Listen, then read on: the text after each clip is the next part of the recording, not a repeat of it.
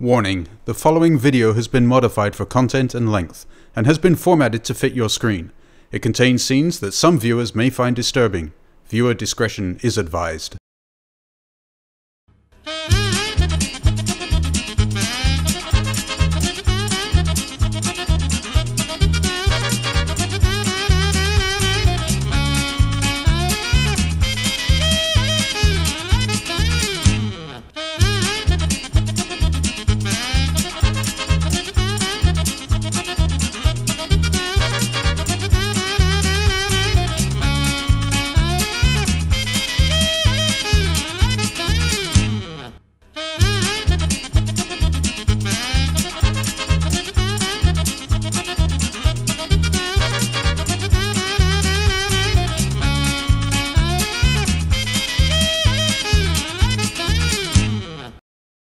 Before the start of the show, Bob showed me the satellite antenna system that gave us our ultra-fast internet access. We have really been blessed by the Viasat people to bring in this high-speed internet so we could, on Saturday, broadcast all the members that are here of Ham Nation up to the satellite to Leo Laporte's Twit Tech Guy radio show. That was the last time I got to speak to Bob alone, because as soon as he went inside, he was besieged with Ham Nation fans who wanted to talk to the master of microphones. Gordo went straight to work as Mr. Elmer, entertaining, educating, and quizzing the crowd before finally lighting up the blazing pickle. Potentiometer, right? The pot. Everybody's saying goodbye to the pot, because you know what they're doing? They're getting rid of these. They're trying. The hams, we won't let them. Da, da, da, dit, dit, dit. And now a big long da at the end. Excellent. Give him a big hand. I asked Smoke and Soda's George Thomas and Amateur Radio Newsline's Don Wilbanks what they thought about hosting Ham Nation without Bob and Gordo. Well, we had fun. We got the old guys out of here and just took over. That's right. And they had the two ladies with us. And, well, you and I make such a lovely couple anyway. Well, yeah, naturally. I know. I asked Don if he'd bought anything here at Dayton. I went and made my donation to the ICOM people and HRO. I bought a IC 80 AD today. So I'm joining the D-Star ranks. Again, actually, the second D-Star radio I've had. The first one I actually gave to a friend of mine. So I gave him a 92 AD. And so I'm going to get into that a little bit. And so far, that's all I've had a chance to buy. But I'm sure there'll be more because it's Dayton. Oh, yeah, Dayton. And I've got to hit the flea markets here and as soon as I can get set up. Yeah, that's a must. That's a must-see when you come to Dayton is the flea market. I later caught up again with George and his Amateur Logic TV co-host Tommy at the ICOM booth where George was giving a presentation all about Ham Nation. And those have been a lot of fun. And I've got a little sample of some of the things that we do on Smoking Solder here on video, if we can play that, right? The Hamvention allowed me to meet up again with other friends of the show. Hey everybody, this is John Amodeo, NN6JA. I'm the producer of Last Man Standing, and we're here at Hamvention, where I just gave a presentation about Last Man Standing and our use of amateur radio, and in particular ICOM. I think I'm standing next to an ICOM 9100, which is the same radio that we have on the set of Last Man Standing that Tim Allen's character Mike Baxter uses. And we, on the crew, because we have 12 hams on the crew now, use the IC 9100 and our 92 AD to make contacts around the country and around the world from the stage of Last Man Standing. And then we're going to walk around and just meet all of our ham radio industry friends and say hi and hopefully get a few free pens in the process. And in fact, where we really have to go next is go over to see Bob Heil, and we got to see Gordon, because I got my friend Terry here with me, K2 K2TRC, and she's taking her general today, and she's been listening to Gordon's tapes for a couple of weeks now, so she's gonna have to meet Gordon and see what he really looks like. Anyway, gonna go enjoy the show now. Thanks for watching our show, which, by the way, Last Man Standing now on Friday nights at 8:30 on ABC. Thanks for watching, everybody. Is this HD? I hope. I want to see all the imperfections right on the screen. I can guarantee that. Thank you so much. Some of the best deals on new radios were at AES and Ham Radio Outlet. Well, so far we're selling a lot of VHF, UHF mobile radios and some HF equipment as well. My best HF sale would have been an ICOM 7600 right now. It's busy, as you can see. The place is packed, and I'm sure we're going to have lots of sales over the next 2 days. It's been very busy this morning, but what a lovely day it is outside. So most people are out at the swap meet and sort of making their way in here slowly. If the major stores didn't have what you wanted, there were hundreds of other vendors who did. This is a $49 kit. This one uses the same well, I don't have it. The other thing is MFJ does have these 6-foot pieces of aluminum that'll fit together. But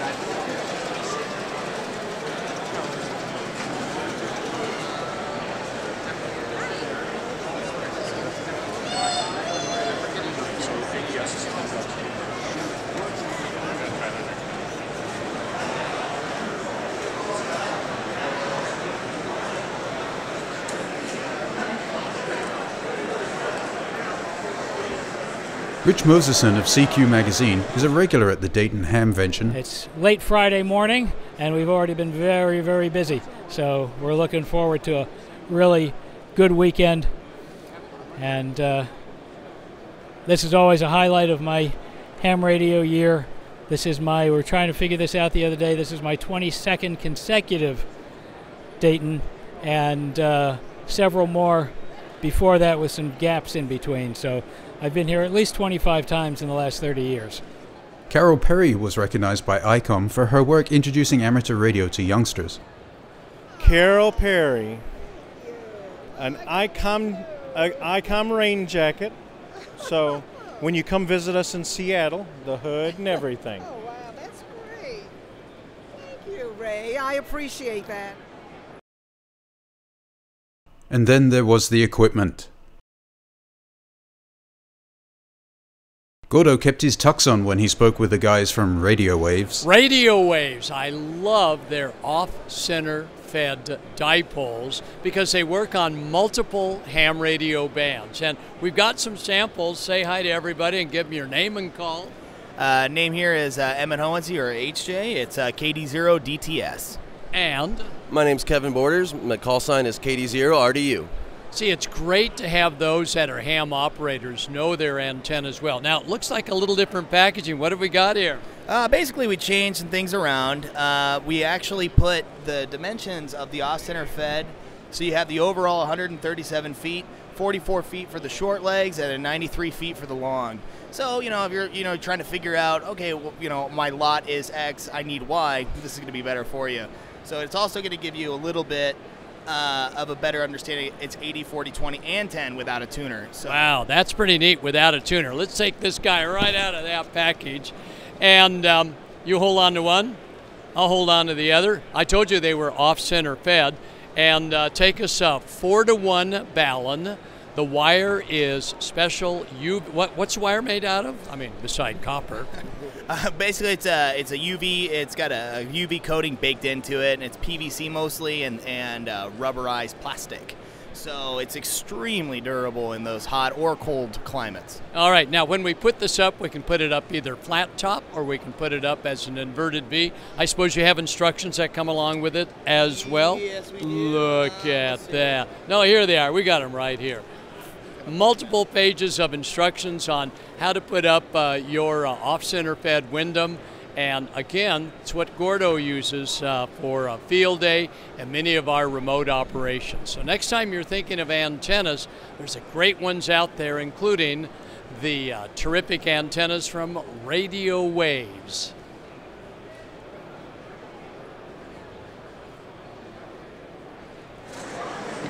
Whether you were interested in CW keys, amplifiers, APRS beacons, rig remote control software, radios you build yourself, or antennas, it was all here.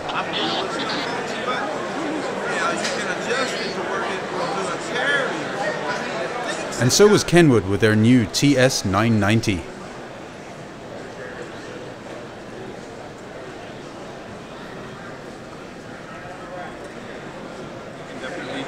ICOM was here showcasing a new radio station in a box, especially for the Boy Scouts of America.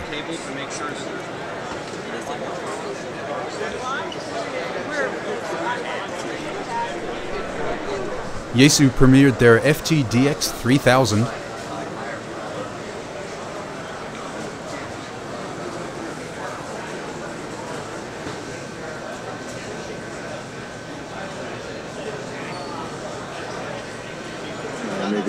and Elecraft showed off their KX3 line. At the close of the show, Gordo finally got a chance to look around. Stepper IR. When they came to the convention maybe 15 years ago, we said, wow, will it really work? Wow, it really does work. Stepper IR, another one making their first debut probably 15 years ago here at Dayton Hamvention, and now just celebrating great success with all of their active antennas. Active meaning things move on the inside to create resonance. Stepper IR, making antennas happen. Grounding is the key to great performance on any type of vertical antenna that is fed at the bottom. And let me tell you, here at DX Engineering, they really know how to make grounding easy by coming up with a ground plane tab for running all those radials. And with that, ended our trip to Dayton. Of course, there was a Ham Nation forum. Let's hear your call signs loud and clear, and we'll see who we can make out. Ready? 1, 2, 3.